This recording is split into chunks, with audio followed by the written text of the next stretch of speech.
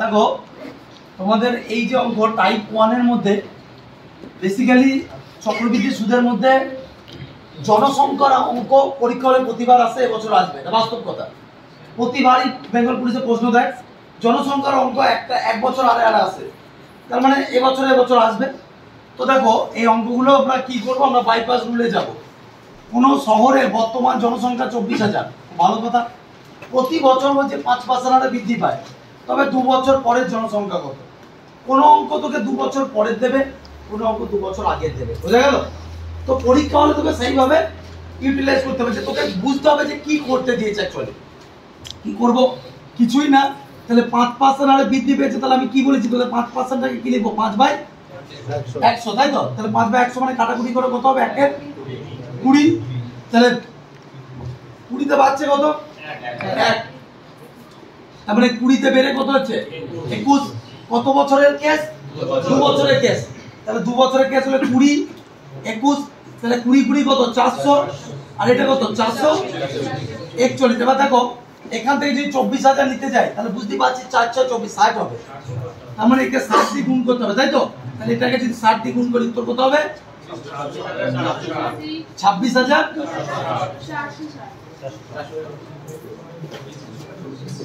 খুব বেশি সময় লাগছে, 5 সেকেন্ডের মধ্যে হচ্ছে। দ্বিতীয় অঙ্ক দেখো, কোন শহরের জনসংখ্যা প্রতি বছর 5% হারে বৃদ্ধি পায়, ভালো কথা। যদি বর্তমান জনসংখ্যা এত হয়, তবে 3 বছর আগের জনসংখ্যা কত, তাই তো? এটা কি চেয়েছে? ট্রিক্স চেয়েছে, আগের অঙ্ক চেয়েছে।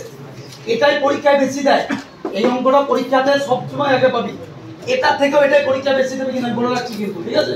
পরীক্ষা এলে করে আসবি, দেখতে পাচ্ছিস তো? দেখো তাহলে 5% হারে বৃদ্ধিটাকে আমরা প্রথমে কি লিখবো? 5/100, একটু আগে করলি 1/20। তাহলে এবার কি হবে? তাহলে বৃদ্ধি তো পেয়েছে, তাহলে 3 বছর আগে থেকে যদি ধরি, তাহলে 3 বছর পরে তো বেড়েছে। তাহলে 3 বছর আগের ক্ষেত্রে প্রতিবার বাড়ছে কত? 20তে 21।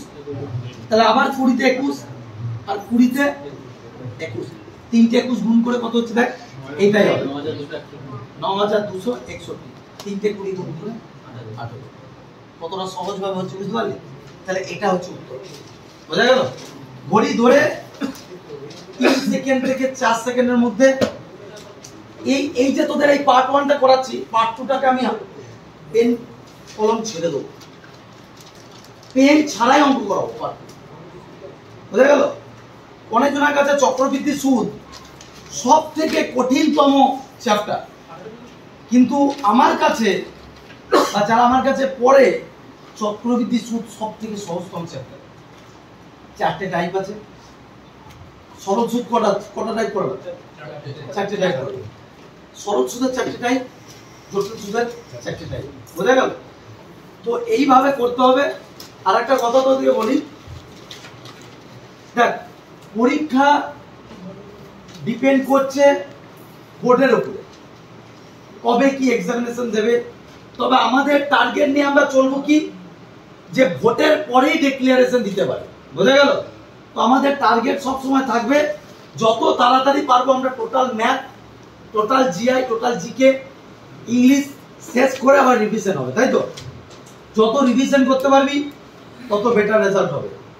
আর একটা কথা আমি আগেও বলেছি, এখনো বলছি, লড়াইটা সম্পূর্ণরূপে নিজের পারিবারিক অবস্থা দেখেও যদি তোদের জ্ঞানগম্য না হয়, যদি তোদের হাসতে মন হয়, তাহলে লাইফ চয়েস ইয়োর, ঠিক আছে? তো এইভাবে তোদেরকে বলছি যে আজকে যা যা করাচ্ছি তোদের সেইভাবে কমপ্লিট কর।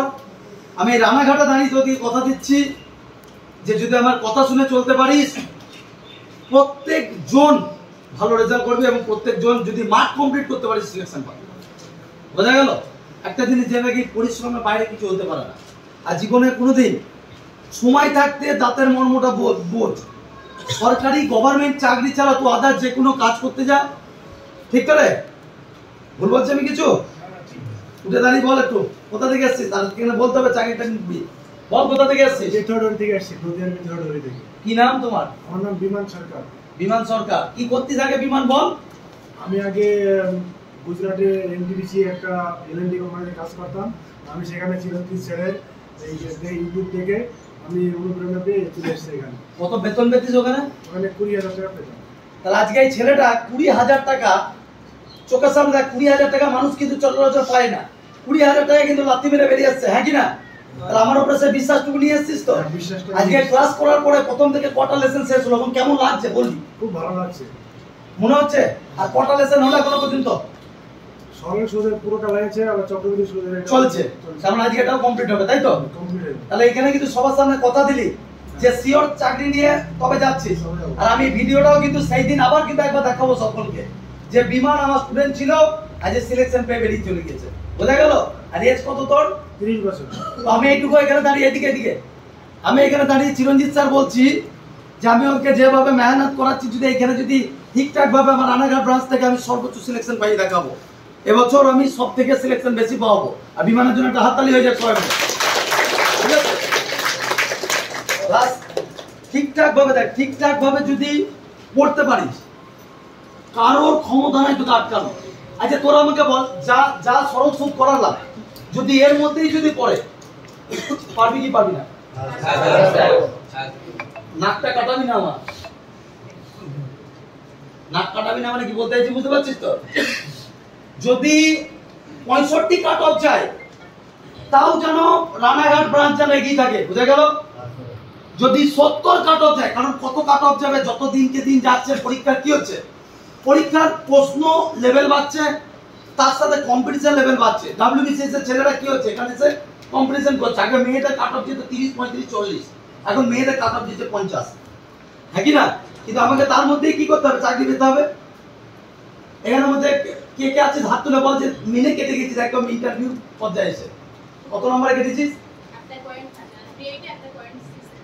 0.38 এই লেডি কনস্টেবল কেপিতে। আর লেডিটাই উঠে দাঁড়িয়ে বল, কি নাম তোর? কি নাম তোর? অনামিকা। চোখের সামনে দেখতে পারো যে এইরকম অবস্থা যদি পড়া না করো তাহলে এরকম হবে। একটা চাকরির পরীক্ষাতে 0.38 বাদ চলে যাওয়া মানে এর থেকে দুঃখের জিনিস আর কি হতে পারে না। অনামিকা, একটা জিনিস তোকে মনটাকে সান্ত্বনা দিয়েছিলি কি বলে?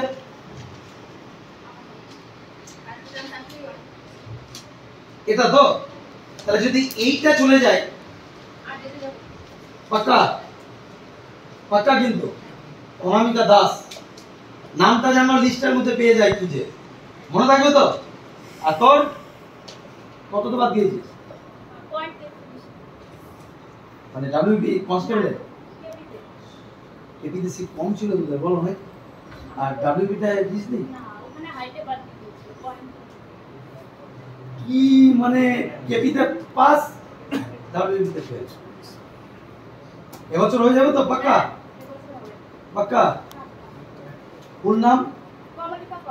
কমলিকা। তবে নামটা কিন্তু কমলিকা দেখতে চাই কিন্তু, ঠিক আছে? শুধু এই দুজনাকেই বলছি না, আমি সবাইকে জেনারেলি বলছি, সবাইকে তো আর বলা যায় না, ঠিক আছে? তো চলো, টাইপ 1 কমপ্লিট হয়েছে, যেটা আরেকটা দিলাম সেটা নিজেরা বাড়িতে কমপ্লিট করবি। আমি ডাইরেক্ট টাইপ 2 তে চলে যাই, ঠিক আছে? টাইপ 2 এর অঙ্ক মানে কি? অঙ্ক হবে মুখে মুখে। কি বললাম? অঙ্ক হবে মুখে মুখে। তোমাকে একটা অঙ্ক তোমাকে দিয়েছে, একটুখানি ভালো করে শোন। অঙ্ক মুখে মুখে করে দেবো। কিরকম বলেছে? টাইপ 2 এর অঙ্ক। এবং পরীক্ষা হলে টাইপ 2 এর অঙ্ক ভালো দেয়। ধর বলছে চক্রবৃদ্ধি সুদের হারে কোনো টাকা 5 বছরে 3 গুণ হয়। কি বললাম? চক্রবৃদ্ধি সুদের হারে, খাতায় লেখো,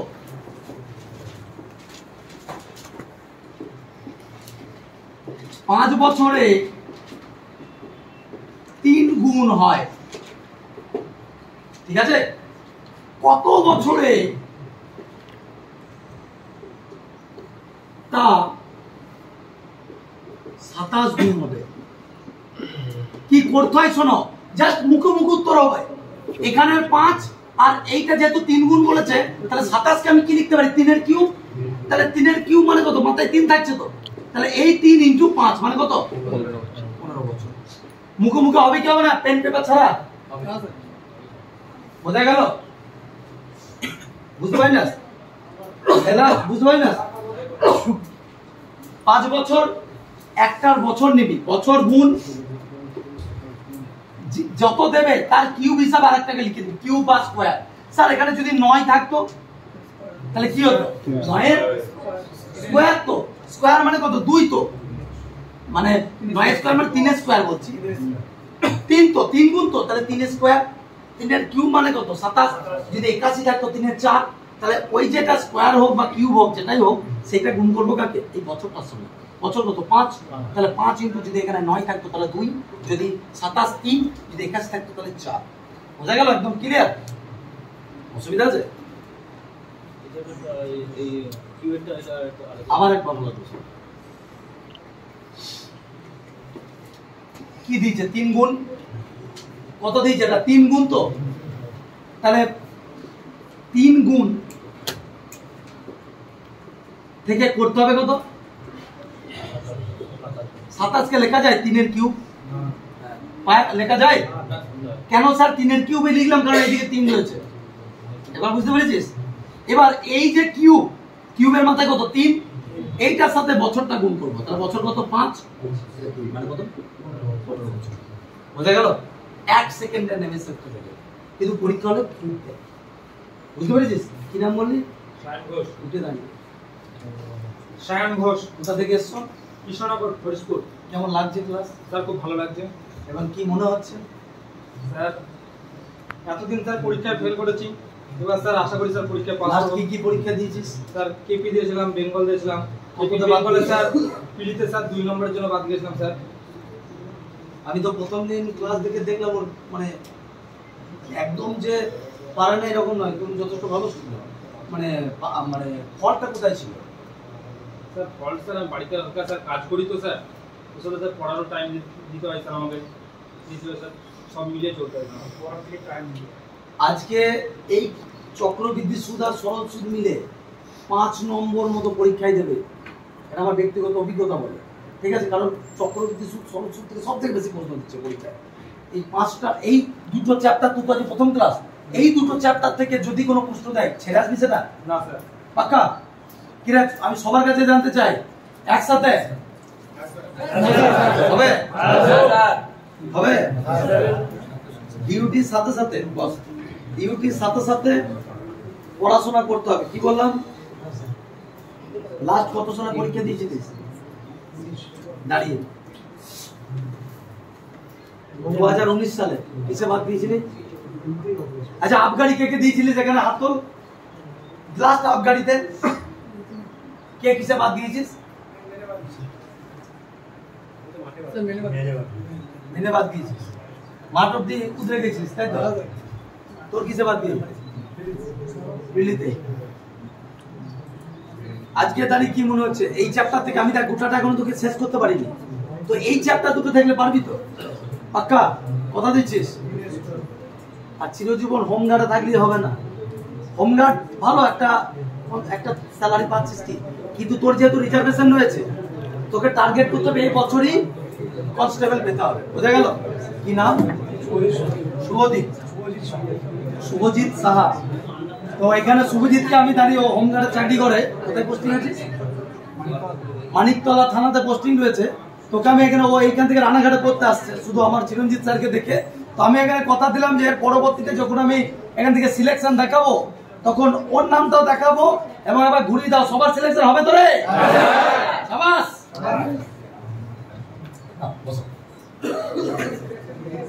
আচ্ছা টাইপ 2 কমপ্লিট টাইপ 2 এর আরেকটা অঙ্ক দিচ্ছি নিজে লিখতে পারো জাস্ট মুখে মুখে হবে ঠিক আছে ধর এরকম দিচ্ছে 8 বছরে 2 গুণ মানে দ্বিগুণ তাহলে কত বছরে তা 8 গুণ হবে কত দিন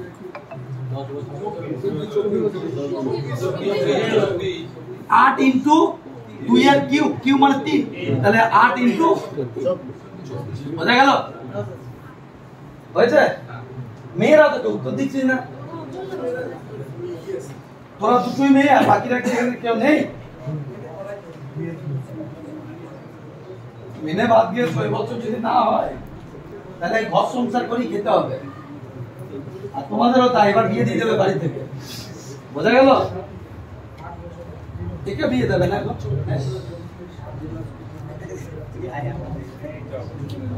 তাহলে টাইপ 2 কমপ্লিট, টাইপ 3